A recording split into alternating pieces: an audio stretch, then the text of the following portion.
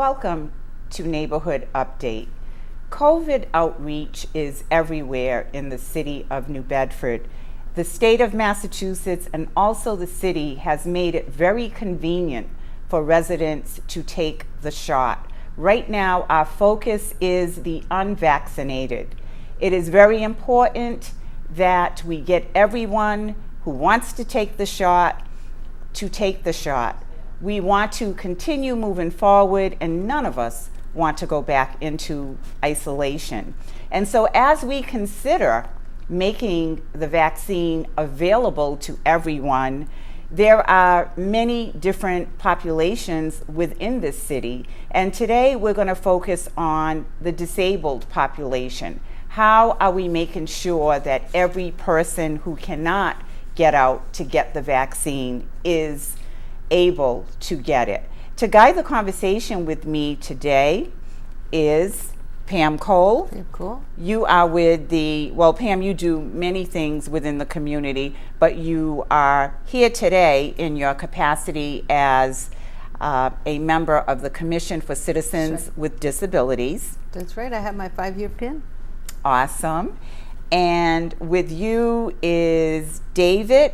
David, I believe you're a professor at BCC presently. Yeah, right, Bristol Community College. I'm an adjunct professor for the STEM division, science, technology, engineering, and mathematics. Awesome. And I understand I could do a whole show on your past life and experiences. But you are here today in the capacity as an outreach worker working to provide education and outreach to the disabled population. That's right. Welcome. Thank you. So let's talk about each of you briefly. Tell me a little something about yourself and how you got involved in working with this particular population. Pam? Well, I am a volunteer for the Commission on Citizens for Disabilities. And I did have this terrible broken ankle 20 years ago that is still paining me today.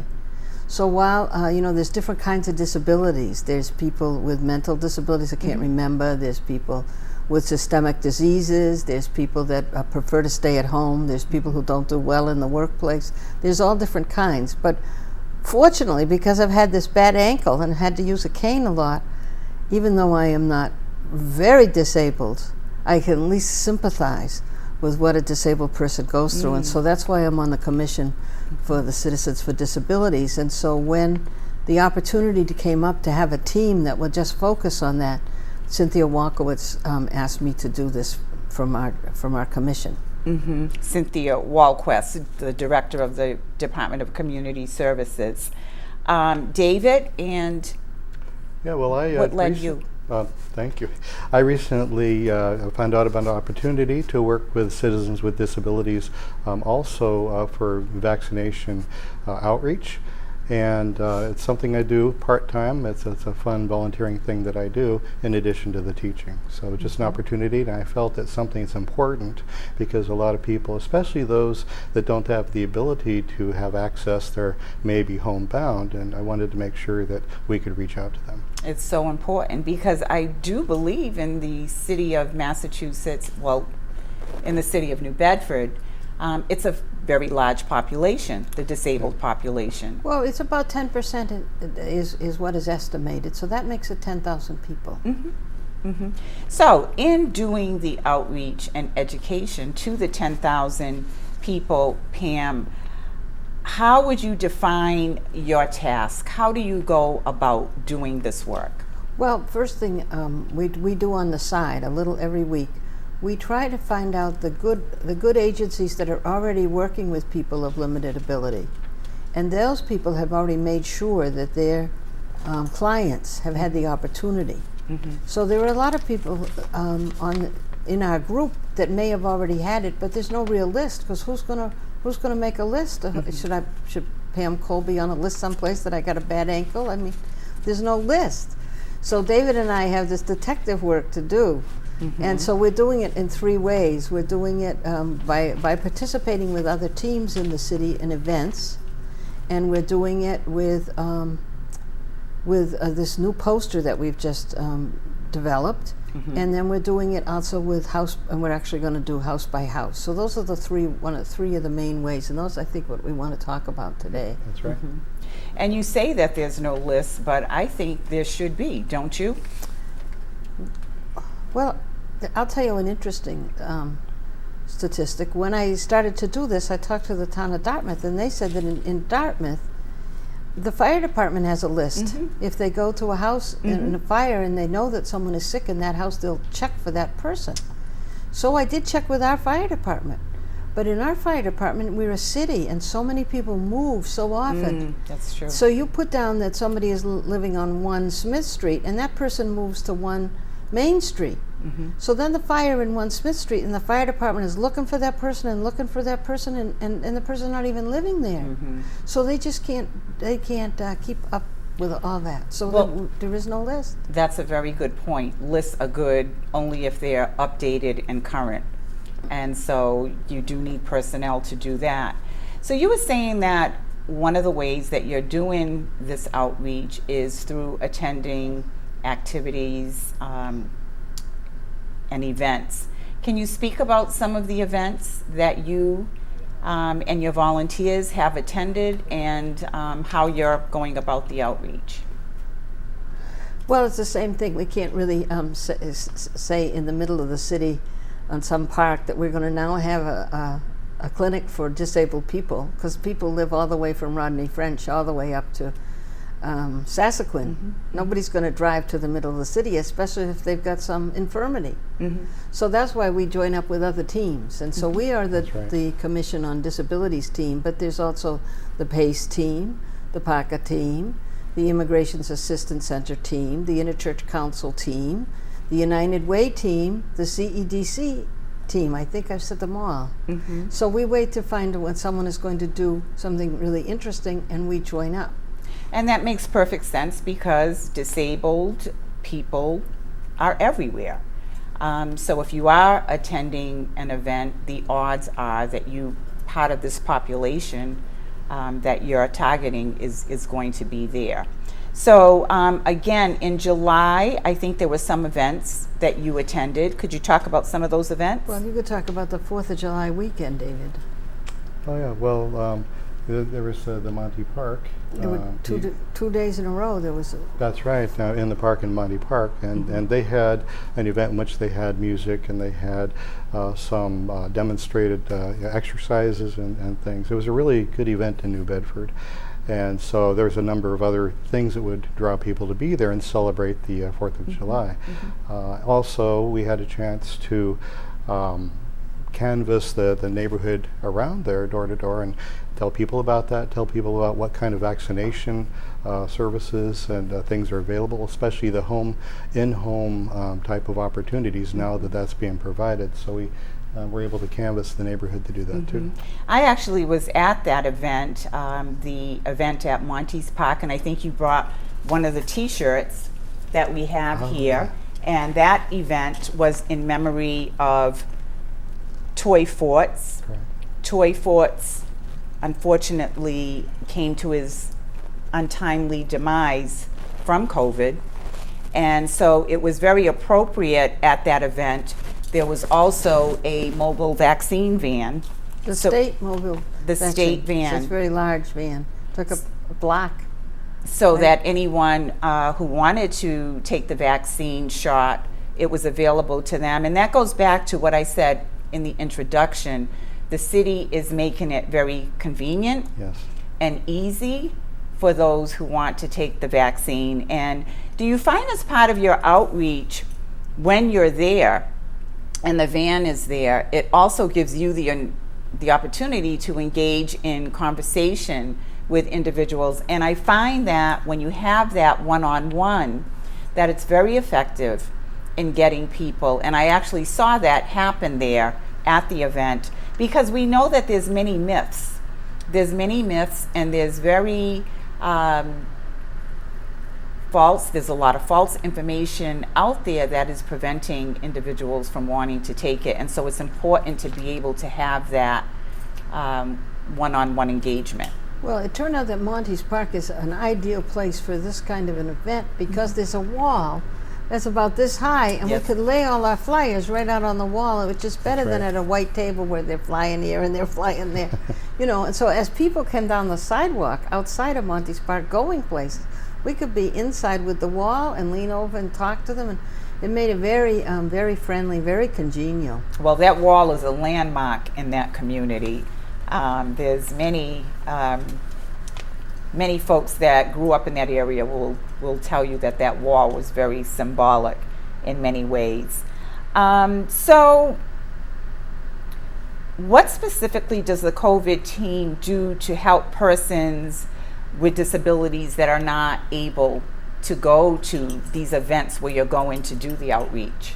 Well, what we did that day is that every person says, but I've already been vaccinated. We always say, do you know someone who hasn't? Is there a Right. member of your family, your grandmother? Do you have a teenager in the new, because teenagers haven't been vaccinated yet. Do you have anyone in your family? Would you be willing to share with them a flyer? And then we would give them a flyer about it, or tell them to come the next day, because this was a Saturday, Sunday event. Come the next day when the van was there, they could have their vaccination. So that's one thing we do when we're right at the events. Yeah, I think it was important for them to know, many people don't know, that now there's the ability to come to their home if they're How homebound. convenient. Exactly. You call the number and they schedule time to come out. And in fact, when we were canvassing for the block by block, they had an ability to call and be there within less than an hour just in that area if people wanted to have it scheduled right then. So very, very convenient, and they wouldn't have to go anywhere. And I believe we have a flyer.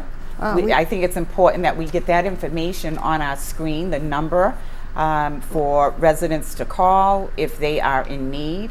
Well, we'll show you the flyer. We'll have it displayed for you. But the Chamber of Commerce has also already sent it out to 1,500 people. The Interchurch Council has sent it out several times. The Community Foundation has put it on their Facebook page. Excellent. And now we're going to start and go right up through the city and all the stores and put this same flyer out. It's coming from the Great. printer. So the Weekly. information is going out there in on many Friday. different venues. And that's the way you have to do outreach, because I've been doing outreach for many years, and you can put information everywhere, and there's always going to be those individuals that will say, you know, I didn't know about that. So my thought is, if you have it everywhere, you're much more likely to reach everyone. So could I Exactly. read that phone number for you? Absolutely, All right, you so can there read are- that phone number. There are two phone numbers. There's one phone number right here at the city, at the health department, 508-991-6199. I'll say it again, 508-991-6199. But there are also other options, and that is there is a statewide number so that people from Dartmouth and Acushnet and Fairhaven and can all be joined in with an 800 number, 833-983-0485. And I'll say it again, 833-983-0485. And maybe we'll be able to display that. Absolutely, We'll we display will. it. Wonderful. So now let me show you what my buddy here made. Let's see if I can get it out of my pocket. He made business cards. He made business cards. Awesome, With this, awesome. So this is what we were doing at Monty Park. Right. Is somebody would come along and say, "Oh, I've already been vaccinated," and we would say, "Would you just mind hanging this up by your telephone at home on the bulletin board or putting in your wallet?" And if someone says, "I haven't been vaccinated and I haven't decided what to do," just pull it out and give it to them. So we have, besides the big posters, we have business Oh, cards. you've got all the tricks of the trade. Oh, we Pam. thought- and yeah. the Spanish, the CEDC is going to have it in Spanish. They're going to have it in the different. More likely somebody will retain a business card than a flyer and know exactly where it is. Absolutely, So I think because maybe that would help. oftentimes you canvass a neighborhood with flyers, and then where do the flyers end up? You know, Right. you find them on the ground. Right.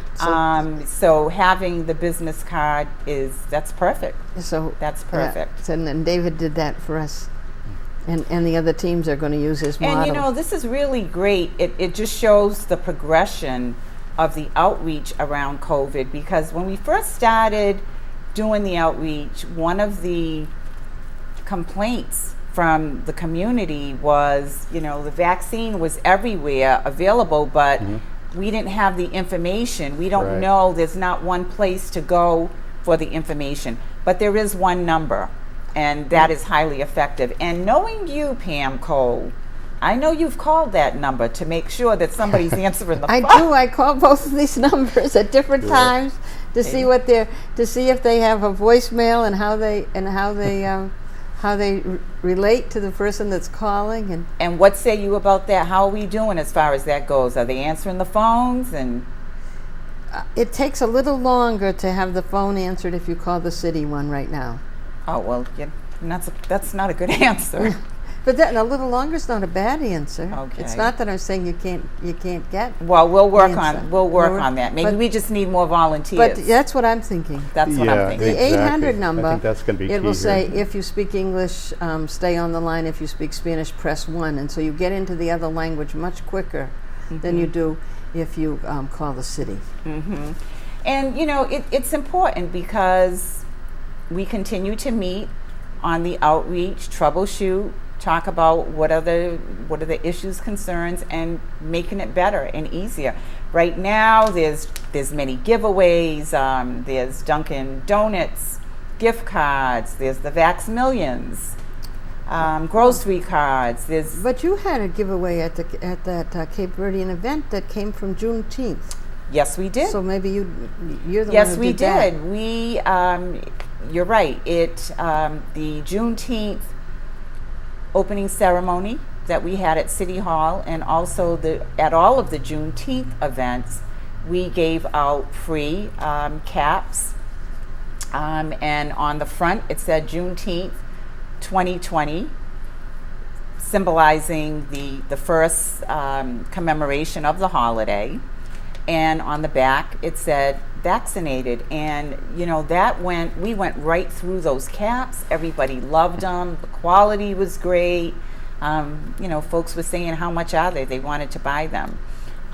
So what that says is the incentives for folks to get the vaccine, that also is working. Who would think that a $20 gift card would move somebody to take the shot in their arm, but it does. I've seen lines at Dunkin' Donuts beyond the morning coffee line. I'm talking about in the middle of the afternoon. I'm seeing long lines, and I'm thinking that it's got to be folks that are Probably. bringing those gift cards there. That's good. Well, we can tell how much of this is effective on a large scale because Massachusetts puts out a chart every week. Yes, they do. So we're helping people at about the rate of a little over 1,000 a week. We want to get that a little more, move up from that. So we have another program now. For example, I went on the air with on BSM with Bill Paleologus, and I was telling him about we were going to have these numbers, and everybody could find the number, and the number would be easy, and all of this. And he said, but you really need to go door to door. And I said, well, I understand we're going to start going door to door. And Yes. he said, I don't know if that's a pie in the sky. That's a great dream.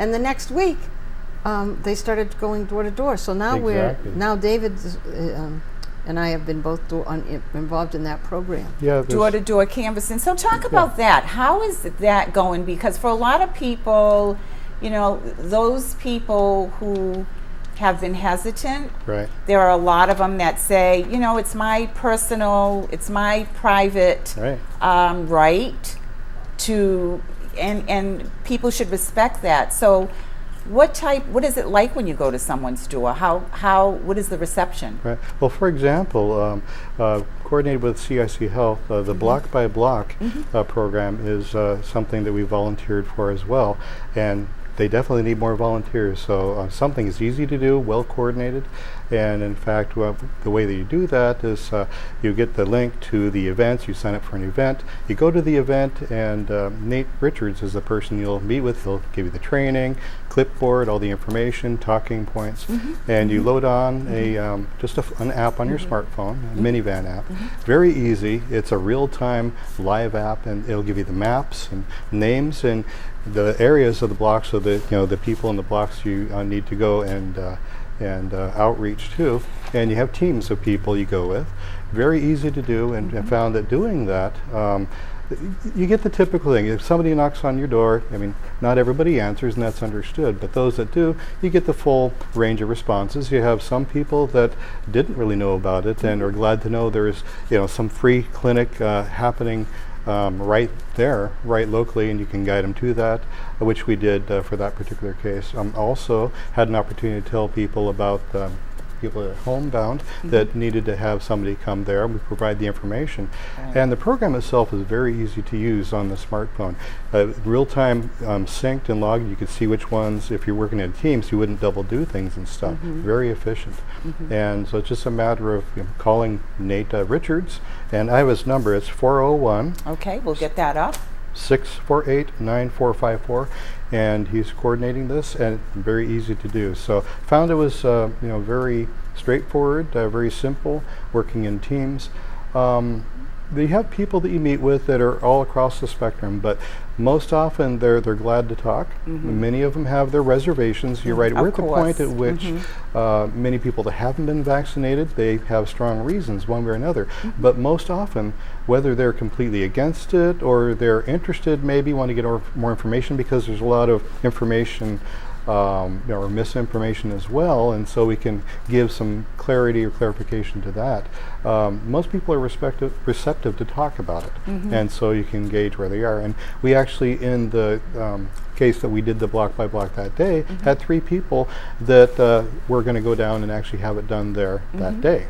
And here's the thing, you're talking about your specific outreach and the number of people that you're able to get to take the vaccine, That's but right. there's a number of other groups doing yeah. the same outreach. So when you put all the numbers together, it is making a difference. The data is showing that the local vaccine clinics are working and they're effective, and we need to, this is what we need to continue to do. But we need more volunteers. It's very easy, and it's very well coordinated and orchestrated. The app that you do on your phone, very good app, and it's real-time updated, so it's very seamless, and it's you just show up, get trained, and go do it. So it's very easy to do. And there is a value, isn't there? There is a value in volunteering.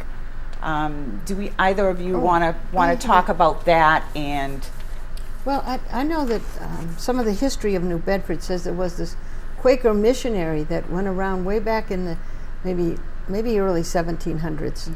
And he said this quote, "I shall pass this way but once. Any good that I can do or any kindness I can show to any human being, let me do it now. Let me not defer nor neglect it, for I shall not pass this way again." And that's like I going love block to that block. quote. You're just Exactly. going through the city. We might not get back to that block, so we got to do it today. and there's a value. There's a value in knowing that you're helping to improve the COVID vaccine rate. Oh, exactly. Because that's what you're doing. You're improving it block by block. Everybody who is out there helping to make our city safer and allow us to continue to appreciate and enjoy the freedom that we now have. That's true. So there will be another, we're getting short on time, there'll be another event coming up in August, which is National Night Out, and that will be at the Gomes School on August 2nd, and I'm sure you and your volunteers will be there. Yes. And speaking of volunteers, if anybody is watching today and they're thinking, I've got some free time, I'd like to do that, who do they Exactly. call? Well, I think this Nate, Yeah, if you read that one more time. Right, I'll read this one more time. So it's Nate Richards, and his number is 401-648-9454. One more time, 401-648-9454. And he's just a very, very fine man. Okay. Because if he could show me, I couldn't remember the password to my cell phone in order to even download the app, but we got by that, and it works. and it worked for me, and I was able to use it. I know David's more used to those kinds of things than I am. That's great. But it was a very easy process. Oh, I'm sorry to interrupt. A very That's easy okay. process, and we do need more volunteers, so please consider doing that. Well, hopefully you'll get some calls from those who are watching. Well, this the week we're program. doing on the south end, Cove Street over. Oh, Loretta Burke Park. Yes, Correct. and Ashley Park. I think is was maybe yesterday. So right along, all along there. So people that live down here, or people that want to have friends down here and want to help, this is the good time to do it in the south end. Additionally, there's a lot of activities happening down at the beach.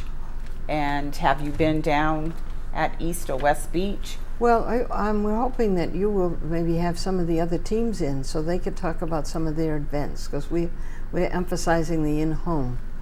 But there is going to be the reggae this Saturday night, and That's right.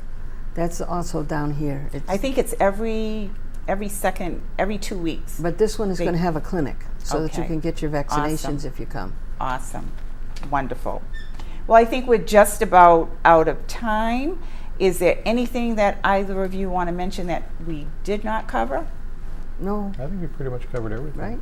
Yeah. Okay. And thank you for letting us cover it. Thank you very much. Thank you. Thank you for coming, and thank you for the great outreach that you're doing to the disabled population. I know they are very appreciative of it. So thank you again, and thank you for watching our program today. I hope you found it enjoyable and informative, and we will see you next time on Neighborhood Update.